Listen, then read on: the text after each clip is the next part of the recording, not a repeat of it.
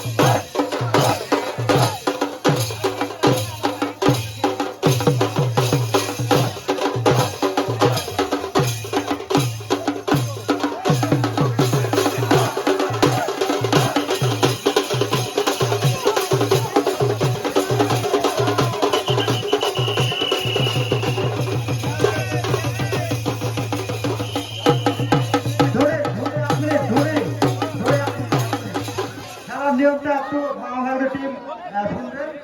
মোট খেলা 50 মিনিট। মাঠের পরিবেশটা বজায় রাখতে হবে প্রথম কথা। দ্বিতীয়ত ছকের খেলা হচ্ছে 15 মিনিট, টাইম মেনটেন করবেন। ছোট লাঠির খেলা 15 মিনিট, বড় লাঠি ছড় ঘোরানো ডাকাতি পড়া 20 মিনিট।